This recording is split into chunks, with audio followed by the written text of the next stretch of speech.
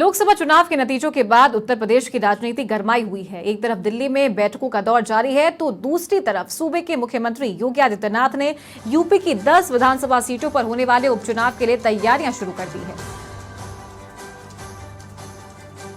वैसे में आज योगी ने 10 सीटों पर होने वाले आगामी विधानसभा उपचुनाव को लेकर अहम बैठक बुलाई है, जहां सीएम मंत्रियों से चुनाव की तैयारियों के संबंध में फीडबैक लेंगे।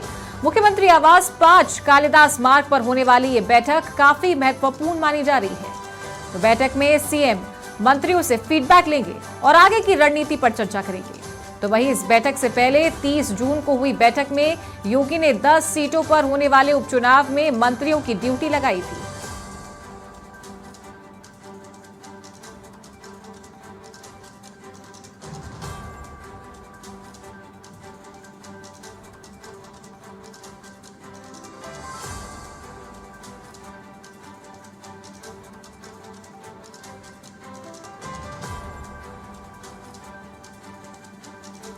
तो उपचुनाव की रणनीति पर चर्चा करने के लिए सीएम योगी आदित्यनाथ ने मंत्रियों की बड़ी मीटिंग बुलाई है।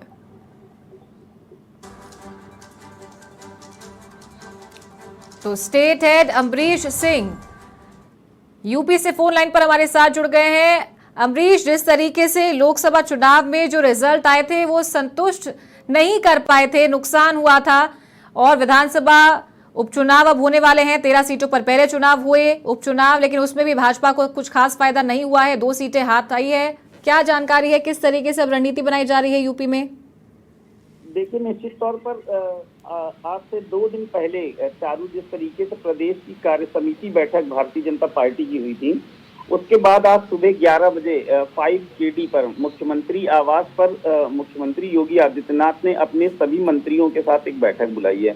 निश्चित तौर पर ये जो बैठक है वो उपचुनाव को लेकर है, लेकिन मंत्रिमंडल में जिन 10 मंत्रियों की ड्यूटी लगाई हुई है, जहां पे 10 सीटों पर उपचुनाव होना है, उन 10 सीटों पर फीडबैक भी लेंगे अपने मंत्रियों से। साथ ही साथ इन चीजों पर भी विचार होगा कि जिस तरीके से विपक्ष इस वक्त भारतीय जनता पार्टी को घेर रहा है और उपचुनाव में भारतीय जनता पार्टी बहुत फूक फूक कर कदम रख रही, क्योंकि उत्तर प्रदेश में न सिर्फ सीटों का नुकसान हुआ है, बल्कि जिस तरीके से चीजें भारतीय जनता पार्टी के पक्ष में नहीं है और विपक्ष अपनी जो उसकी बातें थी उसको जनता तक बहुत अच्छे तरीके से पहुंचाया है। तो चूंकि 10 सीटों पर उपचुनाव है और 2027 में भी चुनाव है, तो मुख्यमंत्री योगी आदित्यनाथ और भारतीय जनता पार्टी ये चाहती है कि उनके मंत्री और उनके जो भी कार्यकर्ता हैं वो लोगों तक अपनी बातों को पहुंचा सकें, और 10 सीटों पर उपचुनाव को लेकर भारतीय जनता पार्टी किसी भी रिस्क लेने के मूड में है नहीं। तो फिलहाल इसी वजह से सभी मंत्रियों को आज बुलाया गया है,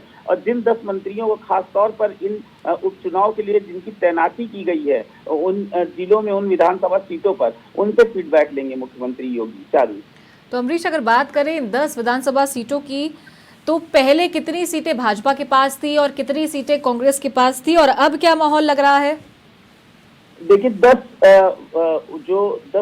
सीटों पर उपचुनाव होना है चालू, उनमें से 5 पर समाजवादी पार्टी के विधायक हैं, 3 पर भारतीय जनता पार्टी के विधायक हैं, 2 पर एनडीए गठबंधन के विधायक हैं। कांग्रेस के हाथ में एक भी सीट नहीं है उन 10 उपचुनाव की सीटों पर। संजय निषाद की पार्टी है, उनका एक विधायक है, और अनुप्रिया पटेल यानी अपना दल एस, इसके एक विधायक थे।